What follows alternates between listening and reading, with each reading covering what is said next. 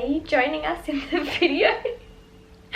Okay, one thing I'm super grateful for today is Winston. He's not that grateful for me doing that, are you?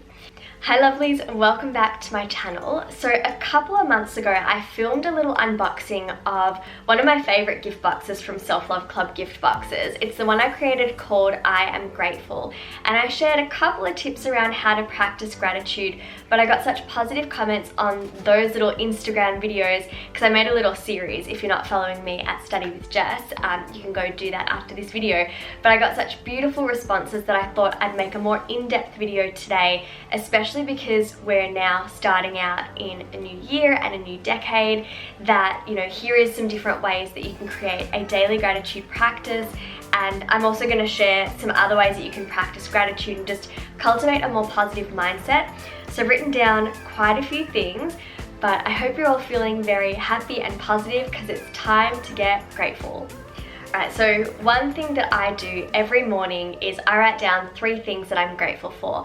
And I think that writing down 3 things every single day is a really great way to start your gratitude practice. And I used to write it down in a book. Oh, hi Winston, he's just woken up from his nap. Where are you going? Are you joining us in the video? Okay, one thing I'm super grateful for today is Winston. He's not that grateful for me doing that, are you? Alright, you can be in the video. You're kind of cut out from the frame. You're top of your little mushroom haircuts in the frame. Yes, so one thing that I do every morning is I write down 3 things that I'm grateful for, and often it does involve little Winston here because he's so cute and fluffy. Gosh, I lost my train of thought there. One thing that I do every morning is I write down 3 things I'm grateful for, and I used to write it in a book, but now I have a notepad on my desk and it has a template for my to-do list, things to do today, tomorrow, 3 things I'm grateful for, and also my top priorities.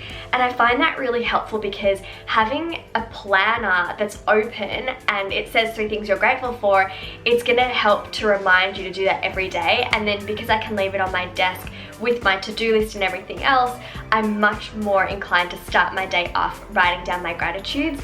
And I think that it just puts me into a really positive state of mind to then begin my day. Now, building on that, I should also say I try and write down my gratitudes at the same time every day. So I think it's really good to do it one of the first things that you do in the morning. Otherwise, I feel like if you put it off, you're more likely to just forget to do it later on.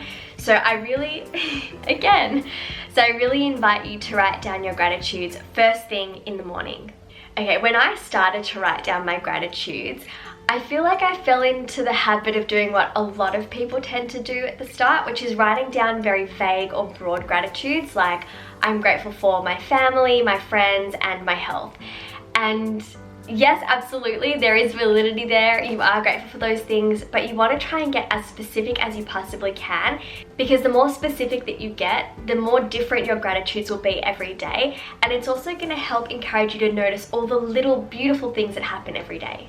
I also think if you're going to be writing down really specific gratitudes every morning, that I think it works both ways, because first of all, you're going to need to be more mindful as you go about your day and notice the little things in life.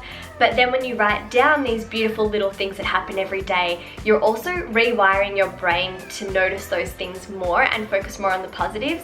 So I think it works both ways, but I do think that having a gratitude practice requires us to live more mindfully day to day.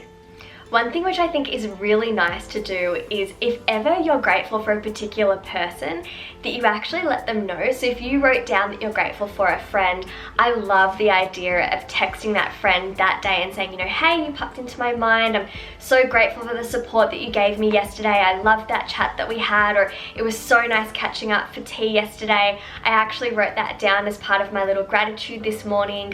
Or I'm just really grateful for your friendship. You've been such an amazing friend this year.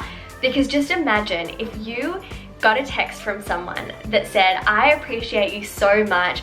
You actually are so special to me that I wrote you down as one of the top 3 things that I'm grateful for today. Like, how amazing would you feel?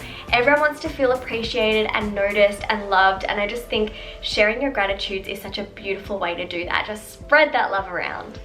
Now this isn't really part of the initial 3 things you're grateful for part of the gratitude practice, but I was having a little browse online and seeing what other people suggest when it comes to building a gratitude practice or having more of a grateful mindset. And another suggestion leading on from the previous thing I just mentioned was to actually take some time, sit down and write someone a letter. So I feel like I do this with Adam, but I don't really write anyone else letters. And so they were saying like maybe you want to write a grandparent or another family member or a friend a letter and just let them know all the reasons that you really appreciate them. Actually, I did do that for one of my best friends last year. She was having a pretty tough time and I actually made her a little care package and I wrote her a card with all the things that I absolutely love about her, and I just like had dot points of here is why I think you are awesome. So yeah, I think that that's such a lovely thing to do, and you don't have to do it every week or even every month, but just, you know, maybe that's a nice little activity that you might want to do this week and you can choose someone that really means a lot to you and you let them know that. Okay, a couple other tips I wrote down here. I have so many. I love filming videos about gratitude and mental health and self-love and all that jazz.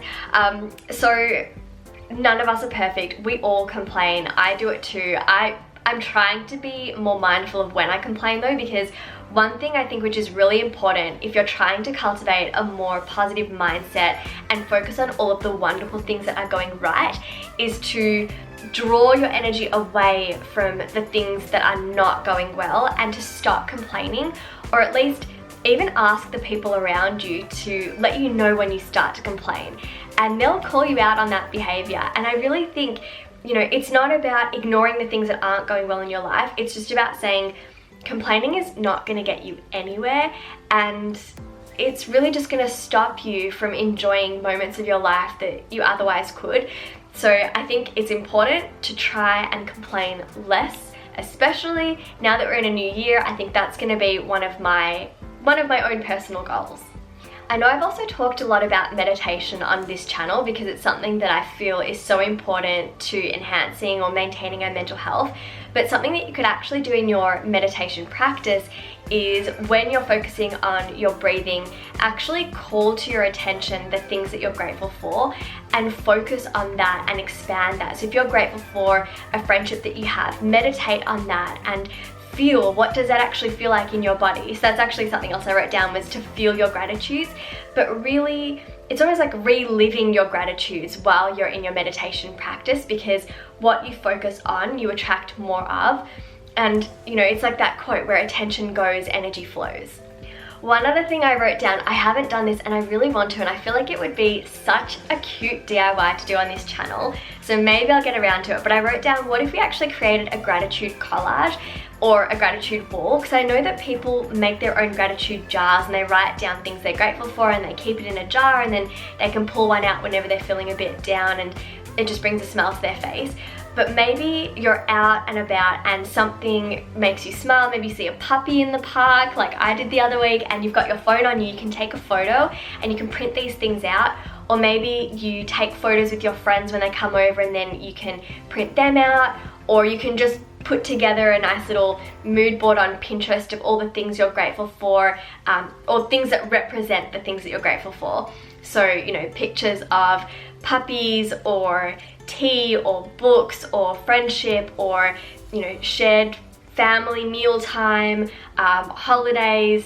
There's so many things that come to mind, you know, nature, birds, butterflies, anything. You can print out different photos or images and then create this whole wall to represent everything that is going well in your life and that brings beauty and joy to your day. So comment down below what are 3 things you're grateful for today. I would love to read those comments and we'll make a huge gratitude bank down below in the comment section. And if you've enjoyed this video, thumbs up. Don't forget to subscribe to my channel and follow me at Study with Jess on Instagram. And I'll see you all very soon with another video. Mwah! Bye!